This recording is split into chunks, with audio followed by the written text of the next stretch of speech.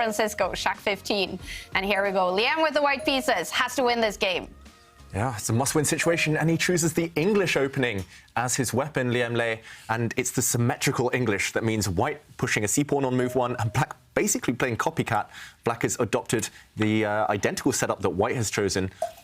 Here, black has castled quickly, white has chosen to play on the wing, but Anish doesn't seem surprised. What do you think, Ivanka, of this opening choice for Liem, especially in this must-win situation? Very solid, isn't it? Yeah. And definitely, I do like this whole thing of copycat. It totally is. You know, white's going to work on the left side. Black will also try to do the same at some point.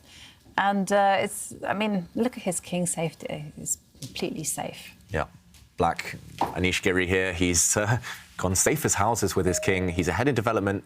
I'm slightly surprised he pushed this pawn. I thought he was going to start challenging white's superior structure. We've seen a trade of pawns, and it's gone in white's favour. White has traded off an A pawn for a C pawn. It's better to capture towards the centre, but I'm pretty sure Anish, over the next few moves, will try to fight against that, utilising his lead in development. Very symmetrical. White is about to castle. Anish needs to be quick. Yep. And yeah, these positions have a reputation of being very balanced, but it's all about understanding who can outmaneuver the opponent.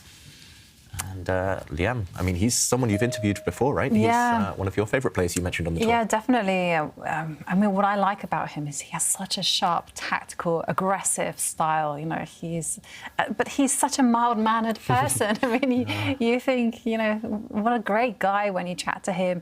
He comes across as very hardworking, very disciplined. He's also great at. He's now a head coach at Webster. He plans out the chess program. He's very, very successful. So I do quite like the fact that he's working with a team of students and at the same time improving his own game and doing so well on the tour. Yeah, and a phenomenal player. I grew up playing him in these age groups. He became World Blitz champion. Very, very strong, great instincts, great positional sense. And yeah, I love that contradiction. Most chess players, their personality reflects their style, but with him, it's that contradiction. And OK, Anish Giri, he has fought back. He's used the time that white has taken to castle to try and initiate even more pawn trades. And we've gone back to symmetry, complete symmetry now in the position. Anish, he's taking copycat chess to a new level. Look at this. White moves a bishop, he moves a bishop. White moves the queen. Will black copy and move his queen out? Are you going to see that? I think we will. Yeah, why not? Why not? Yeah. You can play a safe move, and it's actually good psychology sometimes. Provoke your opponent. Oh, he doesn't. No, he breaks the symmetry. The queen. But OK, wait, give it some chance. Queen moves back. OK, so there is one potential tactical weakness on the board, and that is the loose piece on c6, Yep. knight. Black's knight not defended. White's queen as well on an open file, maybe targeted by black rook later. I predict the black queen just to step forward one square, protect it, and line her up with the bishop. Yeah, that would be very sensible. It feels like Anish, he's mobilised all of his pieces apart from the black queen right now, maybe apart from the black rook next to his king. Get those pieces into the game, and why not keep copying? It's been working so far. It's so hard to imagine this going wrong for black significantly. I mean, the evaluation bar says it's fine for him, maybe more than fine, but when you've copied your opponent, basically you have the same weaknesses they do, you have the same strengths they do, and those neutralise each other. Your move on the board now, Ivanka. Yeah. And what can white do? I just don't see any way for Liem to get active, to create any kind of imbalance to trick the opponent at all. And OK, he activates his rook. Definitely, that's a good move. I'm actually expecting Anish to do the same. Yeah. Keep copying, Anish. Your opponent is trying to occupy the open c-file. You can challenge that with the black rook. Yeah. And there is... logical. And here it comes. And I mean, there is a potential plan of actually the white knight springing forward, attacking the bishop. Yeah, black's light square bishop is a key piece, so if that could be traded off, why not? I think Liem has to try something now, otherwise it's just too late. I mean, if we see a bunch of exchanges on an open file, if we see minor pieces get swapped off, if you have to retreat, that's not a good sign. But okay, still, the knight jump is in the air. Yeah, but Anish, But he can prevent that. And I think that should be a good idea, actually. There we go. And there we go. White's knight, no more access to the g5 square. This is safe as houses. Black's controlled every square on his half of the board, the top 4 ranks of the board. And Liem, I don't really understand what he's doing. He's controlling squares himself, but he's blocked in his own bishop. White's queen is passive.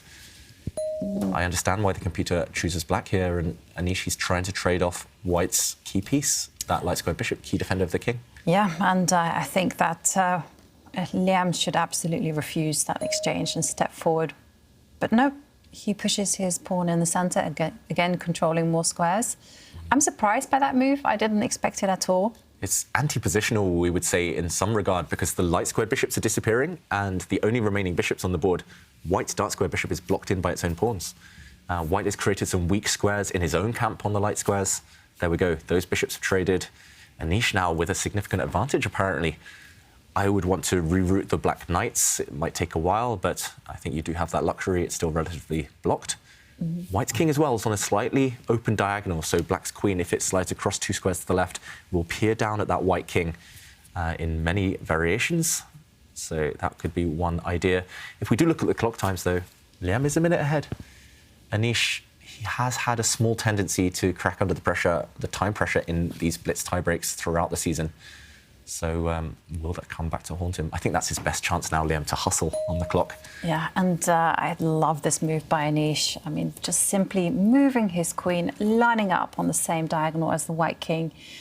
And computer doesn't like it, but it looks very human, very natural. And yeah, at least it will provoke Liem into a bit of a longer think. yeah, I just hate White's bishop. White's bishop is just a dead block of wood. I agree. It doesn't look great. But then again, maybe it can move itself to the E1 square. My favourite square. Save itself for later. Exactly. And in the meantime, I mean, black has a great square for the knight. If it could put itself on c4, then black has all the chances to win. Yeah, that c4 outpost would be dynamite if a knight can get there. I'm just looking at Liam's camera. Is that a picture of his own face behind him? Like I think it is. Yeah, like someone's done a drawing of him. It is. He's watching over himself for this game, hoping to give himself some luck. He's got the tidiest, neatest, most professional office I know. Yeah, he actually posted a picture of his office from the side view on Twitter recently, and I took a picture of that as inspiration. Just, I want to set up my office the same way. It's just so nicely arranged. And black's knight is coming around. White's bishop does retreat, as you mentioned, Ivanka. It was stuck where it was anyway. And black's knight on the edge, the knight on the rim, is pretty dim right now, but if it can reroute eventually to c4, then that would just be beautiful for black. No risk. I think he just moves his rook forward, planning to double along the c line.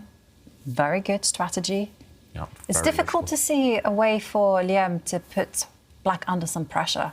Yeah, how do you even improve White's pieces without allowing exchanges? White's knight on the c-file is vulnerable, but if you have a retreat, rooks are coming off the board. The draw is getting closer for Anish Giri, and the desired result. And OK, he's taking risks now, Liem.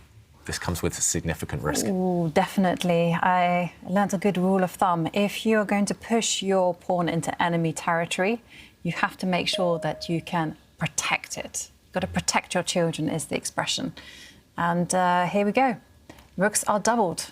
Yeah, it just feels weird, White gaining space in the centre when, look at White's pieces, nearly all of them are on the back rank. So not really protecting that pawn. Still no direct threats, I think, for black. I don't think you can try and take that pawn anytime soon, but it's still hard for Liem to move.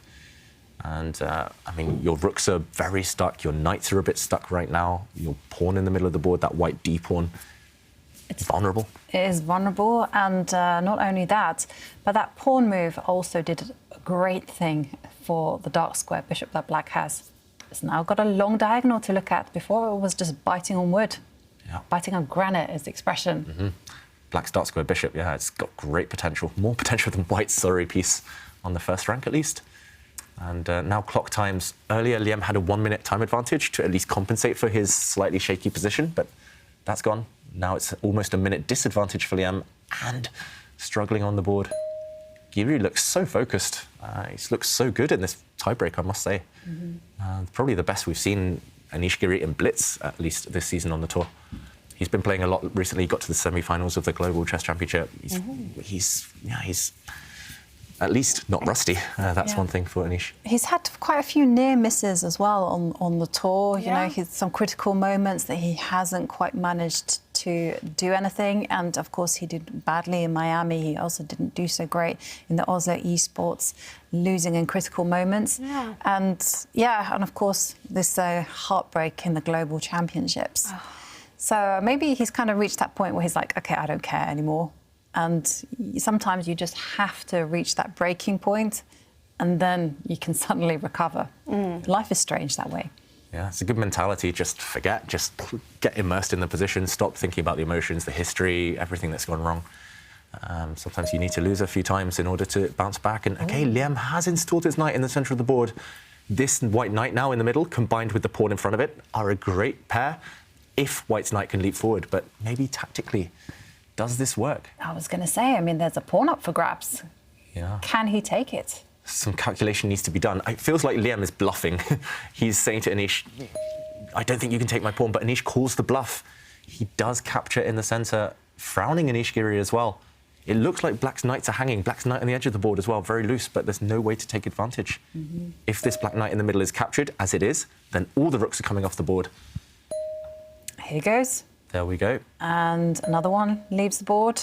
And then Zwischenzug, again, an intermezzo, as we call it, in-between move. White's knight gave itself up with a check. But here, it feels like black's pieces are better than white's, at least the bishops. However, black's knight is not great right now. It doesn't make a nice impression. And, OK, bishop takes knight. We see a bad bishop for white versus a potentially good knight, but black's knight takes a few moves to get to a good square. Activation, though. Activating that black queen as the first step looks very solid. Looks great, actually. And I do love Liam's last move. It's such a, what do you call it, disruptor move. Pushing that pawn forward, breaking the coordination, and now he can take the pawn. That queen, very close to the black king. Next threat is the bishop is going to move to the c3 square, and suddenly it's going to be deadly checkmates ideas on the g7 square. Yeah, and Anish, he's allowing white's bishop to activate. I think Anish's plan, if the white bishop moves, as it has just done, there's a threat of checkmate on the board. White's queen wants to go up to the corner, step next to the black king, checkmate. There's also a checkmate on the g7 square, two different mates threatened. But Anish, surely his idea now is to start checking the white king. Just give checks as long as you can. There's also an idea of putting the black knight in the middle of the board, blocking this white bishop. Maybe that's his actual plan. Looks good. Yeah, maybe it's safer to block with the knight. Yeah, The black queen can't give too many checks, actually. I would do that. And not much time left for Anish, just under 20 seconds. And he does block the diagonal, and we do see a trade of pieces. This is looking great for Anish. Yeah. He is on course for drawing the game. Yeah, this is reminiscent of a queen endgame we saw earlier today between Magnus Carlsen and Wesley So. This one is even more balanced, though, because neither side has a passed pawn. And you mentioned it looks great for Giri because his queen is more centralised than its counterpart. Yeah, I think if Giri loses this one, it would be the biggest shock we've seen on the tour, simply because it is almost an unlosable position. He's advancing forward with his pawns. Black's king is now slightly exposed to some checks, but remember, checks, a perpetual, for example, would result in a draw, which would give Giri the match win.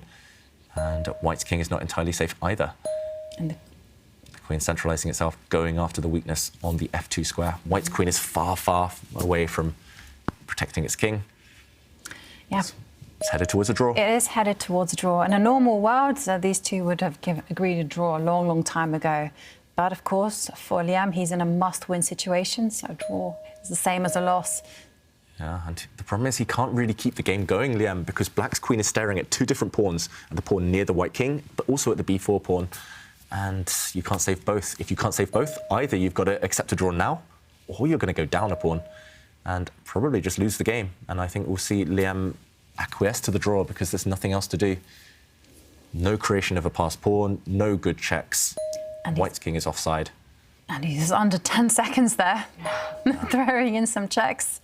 I think you're right, David. We can see a result any second now. Yeah, great result for Anish Giri. Disappointment for Liem, but he tried. He pushed Giri to the limit here. OK, he's going to keep trying. Maybe he's playing for the loss more than the win here. Look at this. He's just given up a pawn. Suddenly, black is the only one who can win this position. Black has a passed b-pawn. We will still see a draw. I think Giri's not going to risk it by walking away with the black king. And if you don't run away from the checks, the position just repeats itself. There it is.